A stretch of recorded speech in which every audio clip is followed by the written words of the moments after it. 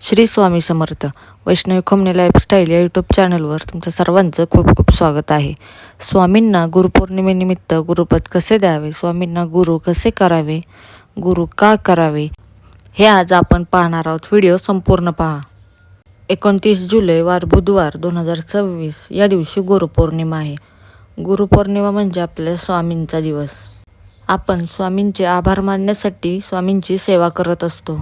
नवीन स्वामी भक्तांनी गुरुपौर्णिमे दिवशी स्वामींना घरच्या घरी गुरु कसे करावे हे आज आपण पाहूया.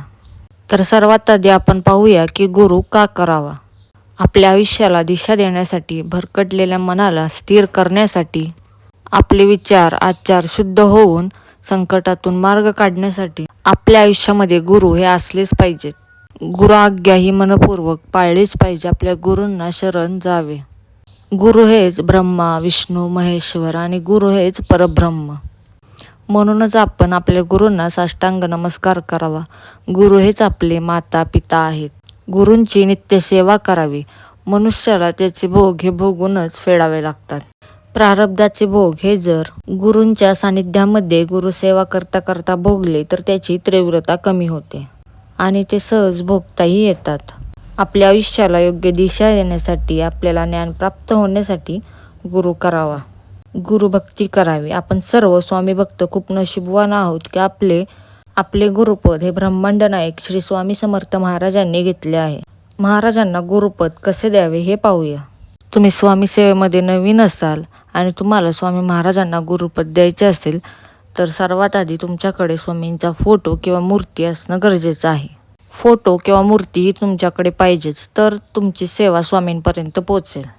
मूर्ती असेल तर पंचामृताने अभिषेक करून घ्यायचा आहे आणि जर फोटो असेल तर तो स्वच्छ पुसून घ्यायचा आहे. त्यानंतर फूल व नारळ घेऊन स्वामींपुढे प्रार्थना करायची आहे. हे स्वामीराया, आजपासून आपणच माझे माता पिता बंधू सखा सर्व काही आपणच आहात.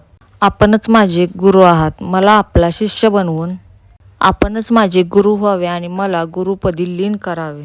माझा सर्वार्थाने सांभाळ करावा.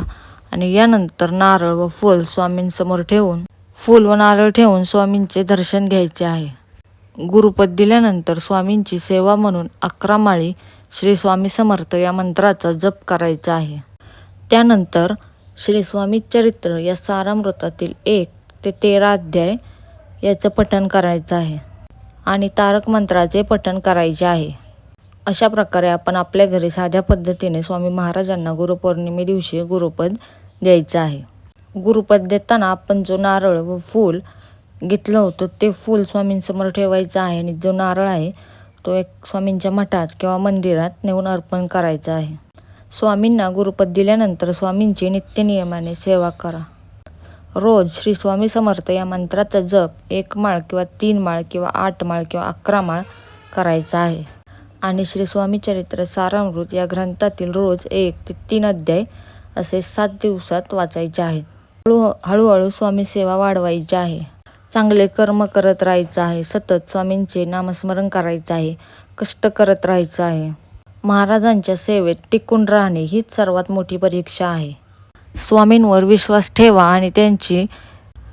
आणि स्वामींची मनापासून सेवा करा. स्वामी तुमचं म्हणणं नक्की ऐकतील. फक्त स्वामींवर विश्वास ठेवा.